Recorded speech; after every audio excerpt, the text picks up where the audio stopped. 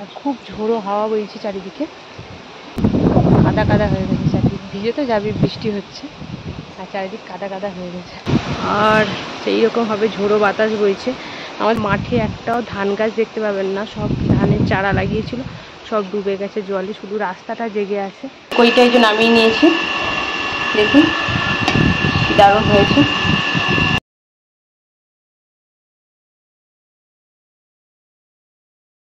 নমস্কার বন্ধুরা, আমি Chandrima kitchen kitchen with village ফুডে সবাইকে স্বাগত। আজ আরও একটা ভিডিও নিয়ে চলে আসলাম। তো আজকে বাড়ির সামনেই রয়েছি, প্রচুর বৃষ্টি হচ্ছে, তো এখন একটু বৃষ্টিটা ছেঁক দিয়েছে আর কি, আর হাওয়া হচ্ছে প্রচুর পরিমাণে। তো ভাবলাম অনেক দিন ভিডিও দেওয়াও হয় না, আর ভাবলাম একটু আপনাদের সাথে শেয়ার করি সব কিছু। তো চলুন দেখুন, বৃষ্টি পুরো চারিদিক পুরো ভেজা, রাস্তাঘাট সব কিছু। ক্যামেরা ব্যাক করে আপনাদের সব কিছু দেখাবো। আর খুব ঝোড়ো হাওয়া বইছে চারিদিকে, দেখুন পুরো রাস্তা সব ভিজে গেছে, কাদা কাদা হয়ে গেছে চারিদিক, ভিজে তো যাবে, বৃষ্টি হচ্ছে আর চারিদিক কাদা কাদা হয়ে গেছে। তো চলুন আপনাদের একটু দেখাই ওই পাড়টার অবস্থা কীরকম, মানে এই যে খালের ওই পাড়টা। তো দেখুন আকাশের অবস্থা একদম ভালো না, পুরো অন্ধকারাচ্ছন্ন হয়ে রয়েছে এই যে আকাশ। আর সেই রকমভাবে ঝোড়ো বাতাস বইছে। আমাদের বাড়ির সামনে এই গাছগুলো সব কেটে দিয়েছিল, এই সেই গেঁয়ো গাছ, জঙ্গলের যত গাছ, যেহেতু আমরা সুন্দরবন জঙ্গলের কাছাকাছি, মানে জঙ্গলেই ধরুন কাছাকাছি থাকি আর কি। তো এখানে তো প্রচুর পরিমাণে এই যে সব গাছপালা রয়েছে, এই যে সব সুন্দরী, গরান, গেঁওয়া, এটা হচ্ছে গেঁয়ো গাছ যেটাকে বলে, এই যে এগুলো গেঁয়ো গাছ। তো এই গাছের পুরো রাস্তার পাশ ধরে পুরো জঙ্গল রয়েছে। আর খালের ওই পাড়টা দেখতে পেয়েছেন, দেখুন জুম করে দেখাচ্ছি, মাঠে একটাও ধান গাছ দেখতে পাবেন না, সব ধানের চারা লাগিয়েছিল সব ডুবে গেছে জলে, শুধু রাস্তাটা জেগে আছে। দেখেছেন কীরকম অবস্থা, তো একদম খালে পুরো জল একদম টইটম্বুর, মনে হচ্ছে না একটা কি বলবো, নদীর মতন এরকম। দেখুন কি অবস্থা চারিদিকে,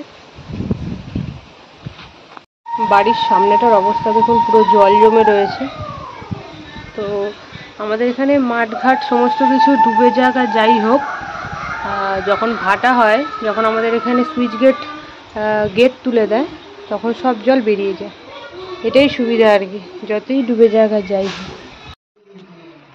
এখানে এই যে কই মাছগুলো দিয়ে দিচ্ছি। তো ক্যামেরা প্রথমে অন করিনি, তারপরে একটু ভাবলাম আপনাদের দেখাই। আর বর্ষা শুরু হয়ে গেছে তো, আর এখন কই মাছটা প্রচুর পাওয়া যাচ্ছে। তো সকালবেলা বড়দা মাঠে জালে, মানে জাল পেতেছিল, তাতে মাছ পড়েছিল, তো আমাদেরকে দিয়ে গিয়েছে, ছোট বড় সব মেশানো আর কি। এগুলো বড়, এগুলো একটু ছোট সাইজের, আগেরগুলো বড় ছিল। তো ভাবলাম এই মাছগুলোকে সব তেল কই বানাবো, তো তার জন্য কড়ার মধ্যে দিয়ে দিচ্ছি। তো সাজানোটা আমার উচিত হয়নি, কারণ আবার এতে মশলা মাখাবো, তো তো সেই কারণে। তো এই যে মাছগুলোকে ভালো করে কেটে ধুয়ে রেখে দিয়েছিলাম। এর মধ্যে যে পুঁটি মাছও রয়েছে, দেশি পুঁটি, দেখুন কত বড় বড়, এটা কিন্তু দেশি পুঁটি মাছ, বুঝেছেন? এই যে এগুলো দেশি পুঁটি মাছ, একদম ডিম ভরা, ডিম ভরা পুরো দেশি পুঁটি। দেশি পুঁটি মাছ এখানে 3টে রয়েছে, আর তার মধ্যে রয়েছে কই মাছ। তো এইগুলো একটা মশলা মাখাবো। তো চলুন তেলকইটা শুরু করা যাক। তো মাছে মশলাগুলো মাখিয়ে নিই। প্রথমে দিয়ে দিচ্ছি হলুদ, মানে আমি যেভাবে তেলকই করি আর কি। প্রথমে হলুদ দিয়ে দিচ্ছি,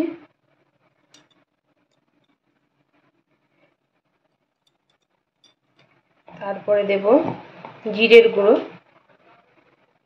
জিরের গুঁড়ো দিয়ে দেবো। আর কয়েকদিন এত বৃষ্টি হচ্ছে, ডুবে গেছে চারিদিকে, আপনাদের তো দেখালাম। তো জিরের গুঁড়ো দিয়ে দিলাম। এবার দিয়ে দেবো লবণ,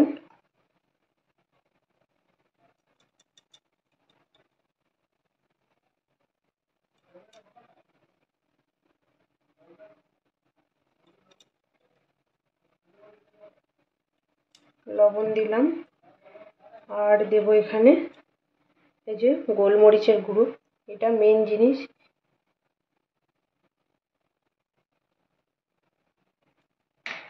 আর দেব অল্প লঙ্কার গুঁড়ো দেব, যেহেতু গোলমরিচের গুঁড়োয় ঝাল আছে তাই একটু অল্প লঙ্কার গুঁড়োটা দিয়ে দেবো। আর এতে এমনি কড়ার মধ্যে সর্ষের তেল ছিল, তারপরেই আমি যেহেতু মাছটাকে দিয়েছি সেই কারণে অল্প করে তেল দিয়ে দিচ্ছি, দিয়ে এটাকে মেখে নেব এরকম খুন্তি দিয়ে, এরকমভাবে মেখে নেব। এখানে দেখুন মাছগুলো সব মশলা মাখিয়ে নিয়েছি এরকমভাবে। এবার এতে দিয়ে দিচ্ছি জল, ভালো করে সবকিছু মিশিয়ে নেব। তো হয়ে গেল, দিয়ে এবার গ্যাসটাকে অন করে দেবো। তো এবারে একটা ঢাকনা দিয়ে ঢেকে দেব। তো যাই হোক, ওইদিকে আপনাদের দেখালাম যে তেল কই বসিয়ে দিয়ে এসেছি। আর কি কি রান্না করবো সেটা আপনাদের দেখাবো। ঝিঙে পোস্ত করব, আর তেমন কিছু করব না, বৃষ্টিও হচ্ছে বাইরে। আর মাঝেই ফাঁক পেয়েছি বলে আপনাদের সাথে একটু বাইরে এসে কথা বলছি। অনেকদিন তো ভিডিও দেওয়াও হয় না। যাই হোক, চলুন বাড়ির দিকে যাই, আবার কখন বৃষ্টি নামবে চলুন। আর ওইদিকে তেলকইয়ের কী অবস্থা সেটা দেখাই আপনাদেরকে। আর এখন কিছু আমাদের কালকে ইলিশ মাছ করেছে, তো আপনাদের সেইভাবে মানে ক্যামেরাই অন করতে ইচ্ছা হচ্ছে না, এরকম অবস্থা আর কি। তো সেই কারণে এতদিন ভিডিও দেওয়াও হচ্ছে না, আর কোনো কিছুই হচ্ছে না। যাই হোক, তো চলুন আজকে যখন ভিডিও বানাচ্ছি তো ভালোভাবে বানাই। আর ওইদিকে তেলকইটা তো বসিয়ে দিয়ে এসেছি, দেখি কী হচ্ছে। চলো, ওই যে ঢাকা দিয়ে গিয়েছিলাম, ঢাকনাটা খুলছি। তো দেখুন প্রায় হয়ে এসছে, বাকি আছে কিছুটা, আর 3 মিনিট মতো হবে, হলে হয়ে যাবে। ডিমটা একটু লো করে দেবো। তো হাওয়ার কারণে জানলাটা সবসময় বন্ধ করে রাখি, এত হাওয়া হয়। তো এই যে ভাত হয়ে গিয়েছে, ভাতটা এখানে ফ্যান ঝরাতে দিয়েছিলাম, তো এটা তুলে নেব। আর এদিকে রান্নাটা হতে থাক। এখানে যে ঝিঙে পোস্ত করব তার জন্য এখানে টমেটো, কাঁচা লঙ্কা, পেঁয়াজ, ঝিঙে আর আলু, এই সবজিগুলো মানে পোস্ত বানাতে যেগুলো লাগে সেগুলো নিয়েছি। আর পোস্ত তো রয়েছে, তো এগুলো কেটে নেব। তো তেলকইটা এই যে হয়ে গিয়েছে, গ্যাস অফ করে দিয়েছি, এবার এটাকে নামিয়ে নেব। এখানে পোস্ত বানাবো, তার জন্য এই যে পোস্ত আর কাঁচা লঙ্কা এটাকে পেস্ট করে নেব। আর এইদিকে হচ্ছে তেলকইটা এই যে নামিয়ে নিয়েছি, দেখুন দারুণ হয়েছে, পুরো তেলগুলো ভেসে উঠেছে। তো আমি এরকমভাবেই তেলকই বানাই, কেমন হয়েছে অবশ্যই কমেন্ট করে জানাবেন। খেতে তো অসম্ভব সুন্দর হয়। তো যাই হোক, এটা বানানো হয়ে গিয়েছে, এবার পোস্তটাকে পেস্ট করে নিয়ে আসি। তো এখানে পোস্তর জন্য সমস্ত সবজি, ঝিঙে, আলু, তারপরে পেঁয়াজ, কাঁচা লঙ্কা, টমেটো এগুলো সব কাটা হয়ে গেছে, হয়ে গিয়ে ধুয়ে রেখে দিয়েছি। এবার চলুন পোস্তটা রান্না করে ফেলি। তো কড়াইতে তেল গরম হয়ে গিয়েছে, দিয়ে দিচ্ছি 5 ফোড়ন। তো ফোড়নটা ভাজা হয়ে গিয়েছে, এবার এর মধ্যে আলুগুলোকে দিয়ে দেবো।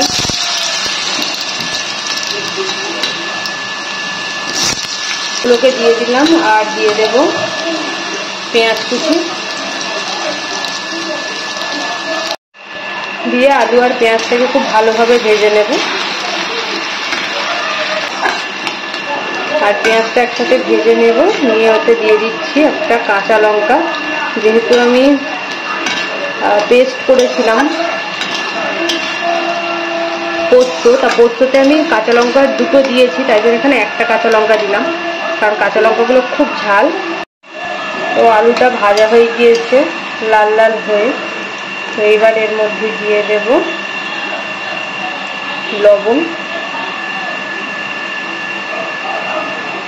আর দিয়ে দেব টমেটো কুচি, দিয়ে আবারও মিশিয়ে নেব। দিয়ে এর মধ্যে দিয়ে দেবো হলুদ,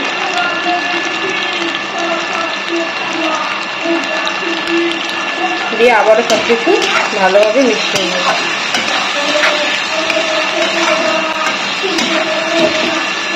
তো পোস্ত রান্না আমরা কম বেশি সবাই পারি, বলতে গেলে কম বেশি না, প্রত্যেকেই পারি। তো এটা আবার নতুন করে বলার কিছু নেই। যাই হোক, টমেটোটা নরম হওয়া পর্যন্ত অপেক্ষা করব। স্টিমটাকে লো করে দিয়েছি। তো এবারে ঝিঙেগুলোকে দিয়ে দেবো।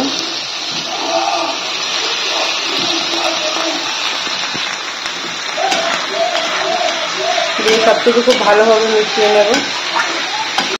তো ঝিঙেটা অনেকটাই নরম হয়ে এসেছে। এবারে পোস্তর পেস্টটাকে ঢেলে দেবো। তো খুব বেশি জল দেবো না, মিক্সির জারটা ধুয়ে জলটা দিয়ে দেবো। তো এবারে সব কিছু ভালোভাবে মিশিয়ে নেব। তো জল দিয়ে দিয়েছি অল্প, দেখতেই পাচ্ছেন খুব সামান্য পরিমাণে দিয়ে। এবার একটা ঢাকনা দিয়ে ঢেকে দিচ্ছি। কিছুক্ষণ এরকম লো স্টিমে রান্না হবে, একদম হালকা স্টিমে। তো কিছুক্ষণ পর এই যে ঢাকনাটা খুলছি, তো পোস্তটা প্রায় তৈরি হয়ে গিয়েছে, যে দেখতেই পাচ্ছেন। তো এবারে এতে একটু দিয়ে দেবো চিনি। চিনি দিয়ে সব কিছু আবার মিশিয়ে নেব।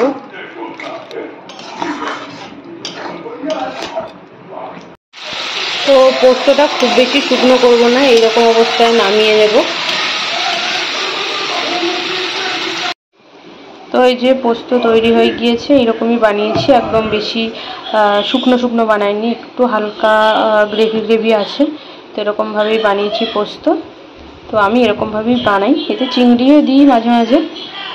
তো আজকে চিংড়ি দিইনি, এমনি পেঁয়াজ দিয়ে বানিয়েছি। তো যাই হোক, তো এটা হলো ঝিঙে আলু পোস্ত। তো যাই হোক, রান্নাবান্না সব কিছু হয়ে গেল। বাইরে বেরিয়ে এসেছি, প্রচণ্ড গরম লাগছিলো রান্নাঘরের মধ্যে, কারণ জানালা পুরো আটকানো ছিল। তো রান্না করে বেরিয়ে আসলাম। তো এই ছিল আজকে রান্নাবান্না, তেলকুই আর ঝিঙে আলু পোস্ত, আর তেমন কিছু করিনি আজকে রান্না। তো যাই হোক, আজকের এই ছোট্ট ভিডিওটা আপনাদের যদি ভালো লেগে থাকে তাহলে অবশ্যই একটা লাইক করবেন, শেয়ার করবেন, এবং আমার চ্যানেলে নতুন বন্ধু হয়ে থাকলে অবশ্যই চ্যানেলটিকে সাবস্ক্রাইব করবেন এবং পাশে থাকা বেল আইকনটা ক্লিক করে অল করে দেবেন। আমি যখন কোনো নতুন ভিডিও আপলোড করব সবার প্রথমে সেটা আপনি দেখতে পান। আজ তাহলে এই পর্যন্ত, আবার দেখা হচ্ছে পরের দিন নতুন কোনো ভিডিও নিয়ে।